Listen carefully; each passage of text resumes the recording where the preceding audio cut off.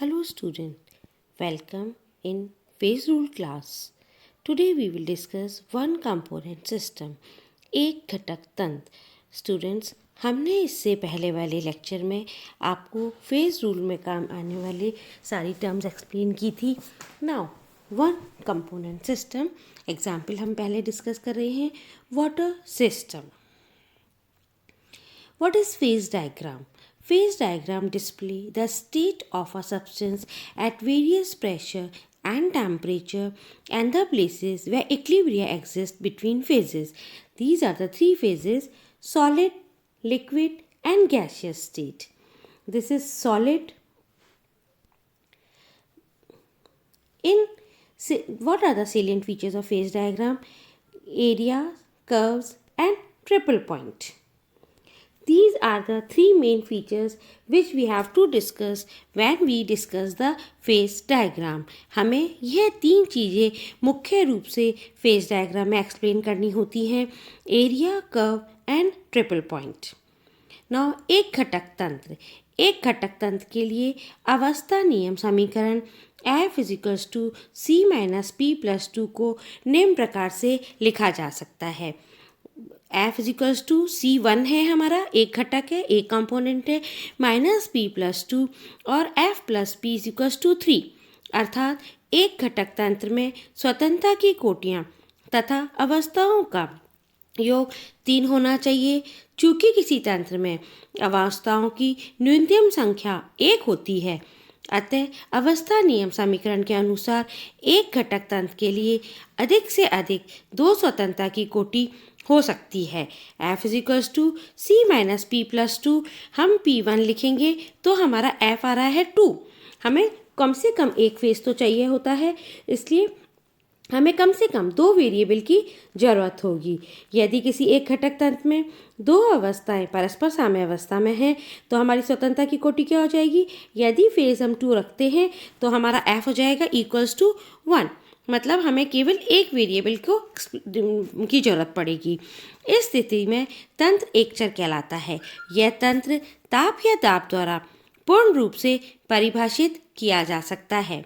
यदि तंत्र का ताप निश्चित कर दिया जाए तो दाब स्वतः निश्चित हो जाता है. इसी प्रकार यदि दाब निश्चित कर दिया जाए तो ताप स्वतः निश्चित हो जाता है. यदि किसी एक घटक तंत्र में 3 अवस्थाएं परस्पर साम्य अवस्था में है तो स्वतंत्रता की कोटि 0 होगी. अर्थात कहीं पे ऐसा पॉइंट जहाँ पे 3 फेज को एग्जिस्ट करेंगे, हमारा P हो जाएगा 3 तो F हमारा आएगा 0. इस प्रकार के तंत्र को अचर कहते हैं. इस तंत्र की परिभाषित करने के लिए कोई भी बाह्य शर्त निश्चित नहीं करनी पड़ती. इस प्रकार के तंत्रों के आरेख दाब तथा तापों में खींचे जाते हैं. इन्हें दाब व ताप आरेख कहते हैं. इन आरेखों में क्षेत्रफल रेखाएं प्रतिच्छेदन बिंदु होते हैं. इन आरेखों में सभी क्षेत्रों की स्वतंत्रता की कोटि 2 है, क्योंकि क्षेत्रफल में किसी बिंदु को परिभाषित करने के लिए 2 परिवर्तित दाब तथा ताप की निर्धारित करना पड़ता है. स्टूडेंट्स, इसे हम आपको डायग्राम में अच्छे से और समझाएंगे. क्योंकि रेखाओं पर किसी बिंदु को परिभाषित करने के लिए केवल एक परिवर्तित दाब यह ताप को निर्धारित करना पड़ता है. कोई बिंदु जहां 3 अवस्थाएं समअवस्था में होती हैं, उनकी स्वतंत्रता की कोटि 0 होती है. हम पहले जल तंत्र पढ़ेंगे. जल तंत्र एक घटक तंत्र है क्योंकि इसमें केवल एक ही अवयव वाटर है, H2 है, जिसके द्वारा इनकी तीनों अवस्थाओं के संघटन को व्यक्त किया जा सकता है. जल में 3 अवस्थाएं बर्फ, जल तथा जल वाष्प है, जिनकी संख्याएं दाब तथा ताप बदलने पर बदल जाती हैं. जल तंत्र के अवस्था आरेख को आगे चित्र में दर्शाया गया है. इस आरेख के निम्न 3 भाग हैं. पहला 3 वक्र OA, OB, OC. एक मितस्थायी मेटास्टेबल वक्र OA'. एक तिक्र बिंदु है 0 O. 3 क्षेत्र AOC, BOC तथा AOB. अभी आपको पहले बताया हमें 3 चीज़ एक्सप्लेन करनी होती हैं: ट्रिपल पॉइंट, एरिया और कर्व. ये हमारा वाटर जल तंत्र का अवस्था आरेख है। स्टूडेंट्स, पहले हम ये एक पेपर में ड्रॉ कर लें जिससे हमें आगे अच्छे से समझ में आएगा। देखो, यहाँ आपको कहा था 3 वक्र, एक वक्र, ये एक वक्र हो गया, ये दूसरा वक्र हो गया, ये तीसरा वक्र हो गया। ऐसे ही 3 एरिया, एक एरिया, 2 एरिया और 3 एरिया हो गए, और ये हमारा हो गया ट्रिपल पॉइंट। हम इन तीनों को अच्छे से आगे पढ़ेंगे कि क्या किसमें आ रहा है। Water system, in it is a one component system. Water exists in 3 possible phases: ice, water and vapor, solid, liquid and gas. These 3 single phases may form 4 possible equilibria: solid liquid, liquid vapor, solid liquid vapor. Phase diagram of water is given below. This is the phase diagram for water. This is vapor pressure curve. Why this curve is known as vapor pressure curve? Because this is the vapor pressure curve. Vapor pressure curve, because this is the liquid and this is vapor. So this curve is named as vapor pressure curve. Now, why this curve is known as a fusion curve? This curve is known as a fusion curve because this is solid, this is liquid. This solid is converting into liquid. This is sublimation curve. Why this is called sublimation curve? Because solid is converting directly into vapor state. That is why this is known as a sublimation curve. We will discuss in detail. The phase diagram consists of stable curves 3, OB, OA and OC. Metastable curve 1, OA dash, 3 area AOB, COB, AOC, triple point 1 O. Stable curves OA, it is known as vapor pressure curve of water. The curve OA starts from point O, freezing point of water, 0.0098 degree centigrade under 4.579 mm of mercury pressure and ends at A. The critical temperature 374 degree centigrade at 218 atmosphere. Above critical temperature on the vapor pressure phase exists whatever may be the value of pressure. The vapor pressure of water increases with increase in temperature. The rate of increase of its vapor pressure with temperature is relatively higher at higher temperature, and therefore the curve OA stands upward and slopes away from the temperature axis. From the phase rule, F is equals to C minus P plus 2. There are 2 phases coexist between this curve. So, P is 2. 1 minus 2 plus 2, F is 1. The water vapor system is univariant. वक्र OA, इसे जल का वाष्प दाब वक्र कहते हैं। यह वक्र विभिन्न तापों पर जल के वाष्प दाबों को निरूपित करता है। वक्र त्रिक बिंदु O से आरंभ होता है और बिंदु A पर समाप्त होता है, जो क्रांतिक दाब 374 डिग्री सेंटीग्रेड तथा 218 वाष्प दाब को निरूपित करता है। इसमें उच्च ताप पर जल अवस्था समाप्त हो जाती है। इस वक्र पर जल तथा जल वाष्प अवस्थाएं साम्यावस्था में रहती हैं।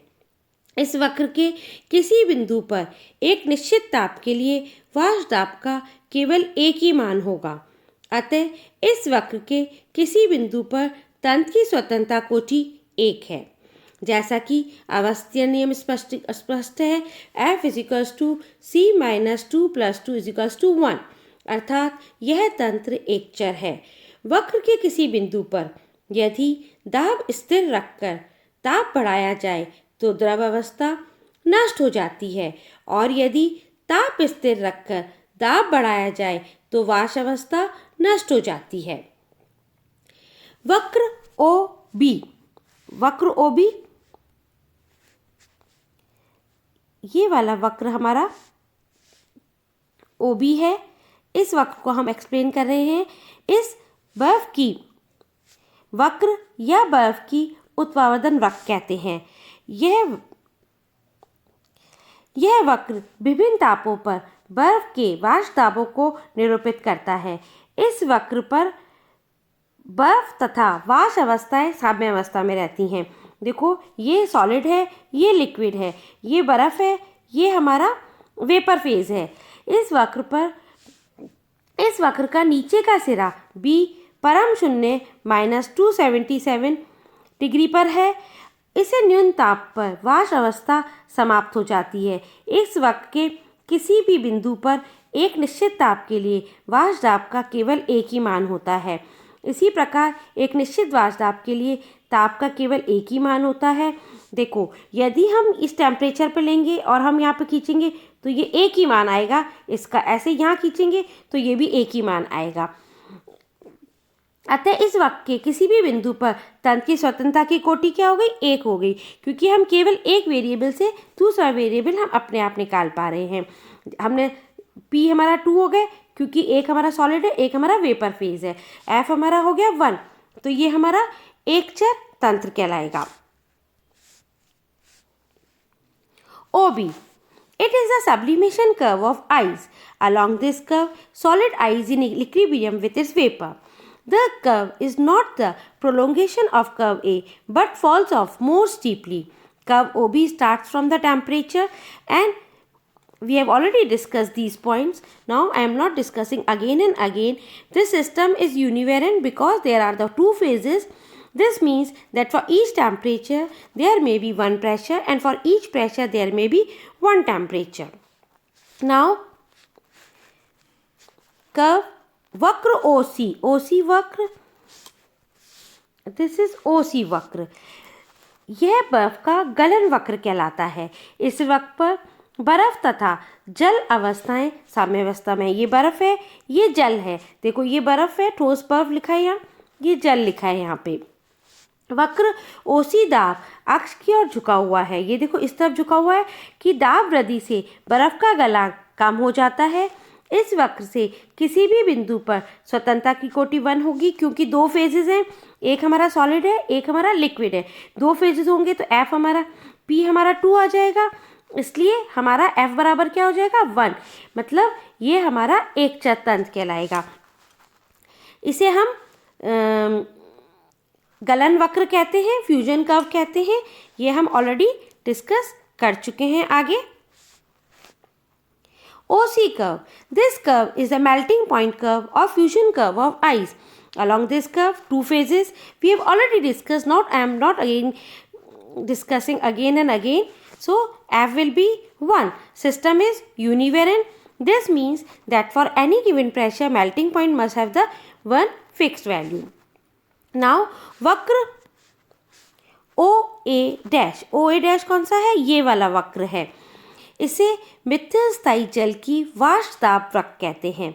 साम्य अवस्था जल 0 डिग्री सेंटीग्रेड पर बर्फ बन जाता है, परंतु सावधानी पूर्वक जल को हिमांक के नीचे तक बिना बर्फ बने ठंडा किया जा सकता है।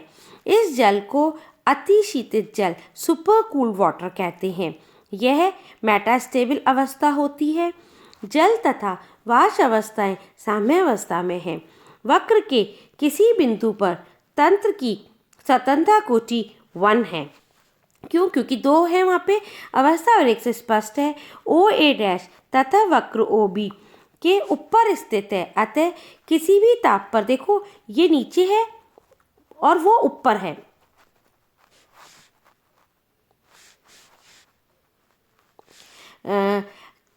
ये ऊपर OB हमारा ऊपर है। चूंकि वक्र OA का विस्तार अनिश्चित है, अतः A डैश किन्हीं निश्चित बिंदु पर निरूपित नहीं करते हैं। डिस्टर्बेंस से अतिशीत जल, यदि हम इस पॉइंट को डिस्टर्ब करेंगे तो ये क्या होगा, तुरंत बर्फ में परिवर्तित हो जाता है और ये हमारा वक्र विलीन हो जाता है। Metastable curve OA dash. It is a metastable curve shown in continuation of AO when water is cooled below its freezing point. When it is not vigorously stirred without separation of ice, the water is said to be supercooled. The vapor pressure curve of liquid water AO extends below O as shown by the dotted curve OA. Along curve OA, liquid water coexists with vapor and vapor pressure are different than over the solid. The equilibrium is called metastable equilibrium. as slight disturbance brings it to be stable region OB of the phase diagram. तिक्र बिंदु O, this is the, ये हमारा तिक्र बिंदु है O। तीनों वक्र देखो, OA, ये OA वक्र है, ये OB वक्र है और OC है, ये OB है। यहाँ पे तीनों वक्र OA, OB और OC वक्र GO पे मिलते हैं। इस बिंदु पर तीनों अवस्थाएं देखो, ठोस अवस्था, द्रव अवस्था और वाष् अवस्था, तीनों अवस्था, ठोस अवस्था, द्रव अवस्था, वाष् अवस्था, तीनों अवस्थाएं साम्य अवस्था में हैं। अतः इस बिंदु को तिक्र बिंदु कहते हैं। जल तंत्र के तिक्र बिंदु का ताप निश्चित होता है 0.0075 डिग्री सेंटीग्रेड और दाब 4 यहाँ देखो, ये दाब है, ये ताप है। यदि तिक्र बिंदु के ताप या दाब में किसी एक में परिवर्तन किया जाए तो एक अवस्था लुप्त हो सकती है। अतः इस बिंदु पर स्वतंत्रता की कोटि 0 है। क्योंकि 3 फेज हो गए तो हमारा F क्या हो जाएगा, C हमारा 1 है, ये 3 हो गए तो 0 हो जाएगा। इस समीकरण से प्राप्त होता है। तो यदि हम इसका देखो, जरा सा भी टेम्परेचर चेंज करेंगे तो ये, यदि हम बढ़ाते हैं तो ये इस वाली लाइन पे आ जाएगा, यदि हम कम करते हैं तो ये इस लाइन पे आ जाएगा, तो ये हमारा विलुप्त हो जाएगा। नाउ एरिया, अभी हमने पढ़ा, हमने अभी तीनों कर्व्स पढ़े थे, ट्रिपल बिंदु पढ़ा था। अब एरिया, एरिया हमारे कौन से हैं, AOC, देखो ये A, ये O, ये C, तो ये हमारा हो गया एक एरिया।